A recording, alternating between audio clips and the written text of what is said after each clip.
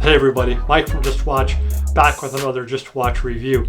Everybody, thank you so much for joining us again. If you are a first-time visitor to our channel, thank you for giving us a few minutes of your time and stopping by.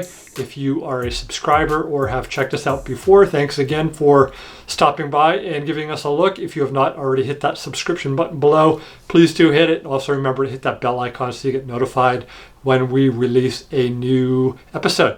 So today we are going to do kind of this cool under the radar Seiko. This is the SRPB07J1. Kind of a cool watch that I found. I can't remember where I got one of the Seiko JDM sites, and I posted a photo of it on one of the Seiko Facebook groups, and everybody kind of freaked out about it, about the watch. It seems like it's really under the radar as far as that goes, and I really like the style, which we'll get into in a minute here when we get it under the lights. But it's got a lot of cool stuff going for it. I think it's a really good value proposition and just lots of good things going on with it. So let's get it under the lights, take a look. We're going to go through it rapid fire like we did with that last video if you guys were here for it, except for I'm going to talk you through it instead of doing the overlaid graphics with your info like that. So let's get this under the lights and take a closer look. All right, so we have a 42 millimeter diameter by 12 millimeter thick with 22 millimeter lugs stainless case with a non-screw down crown and 100 meter water resistance. The dial is clean and classic with a 12, 3, 6, and 9 and a wonderful minute track going around there, and also very simply signed with just the automatic at the 6 and the Seiko at the 12, and then down in the minute track you have the Seiko 4R35 made in Japan. Just a really nice overall impression with this watch, almost military or explorer dial-ish, and also very similar. I've had a few people tell me it looks a lot like a Zin, and I think personally it also bears some resemblance to a Panerai as far as that kind of a larger, more open and clean dial with the Arabic numbers at the 3, 6, 9, and 12. The watch features Seiko caliber 4R35 automatic movement. It's a 23 joule movement with 41 hour power reserve, 21,600 vibrations per hour, and it gives you date complication at 4:30 with hours, minutes, and seconds with the analog hands. The watch does feature a gorgeous classic sword style handset with a long sweeping second hand. You can see there with that little hint of red, and of course Seiko's LumiBright material, so it's very good luminous material. It's very active and very bright. The watch does feature a sapphire crystal. As you can see, very low profile and flat, and you can see it just barely steps up out of that crystal there.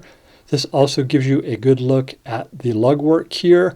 Now, the polishing and finishing overall on this is not what you will see on, $600 and up Seiko, but it's still very high quality. The fit and finish everywhere is good.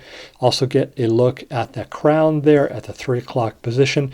It is a non-screw down crown, and they are claiming 100 meter water resistance there, so do be aware of that. You can see Seiko's classic case back here with the crystal, so you can see that 4R35 movement. I'll take off this NATO strap in a second so you can see it. There's another good look at the Seiko 4R35 automatic movement, 23 joules, 41 hour power reserve, 21,600 vibrations per hour, and it features a date complication with a center, hours, minutes, and second hands. All right, so let's wrap this review up. I really like this watch overall. I think it presents a really good value proposition. I think it's a really good starting point for any Seiko collector. And I also think it makes a good addition to any Seiko collection. It has a great size, 42 millimeters, 12 millimeter thick, 20 millimeter lug width. Also really like that the watch has a sapphire crystal and the clear case back, which I believe is Harlex crystal.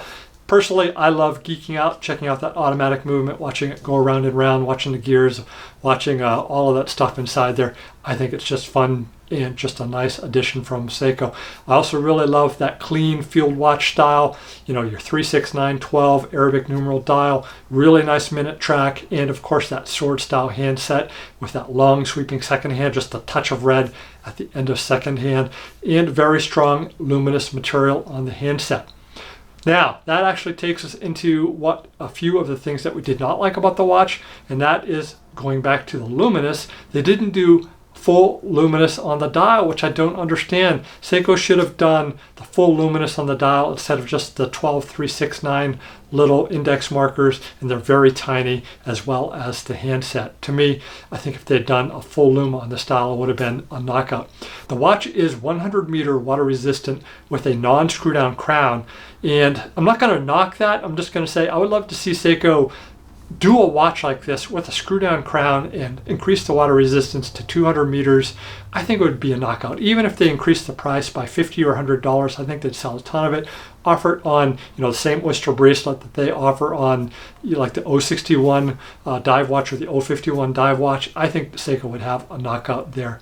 To wrap it up, the last thing I did not like about the watch is the kind of crappy, low quality black leather strap that it comes on. Not a big deal for us watch aficionados. Most of us have one or two or more extra straps and or NATO straps in the drawer somewhere that we can throw on there. I certainly did. I think it looks great on this Admiralty gray NATO strap, and it's very comfortable to wear. So that's it for this Seiko review. Everybody, thank you again for joining us for this episode. I definitely appreciate having you along and the few minutes of your time. Please do remember to hit the subscribe button below if you've not already. Also hit the bell notification, and love to hear your comments on this watch. Everybody, thank you again for joining us. We'll be back soon with another episode.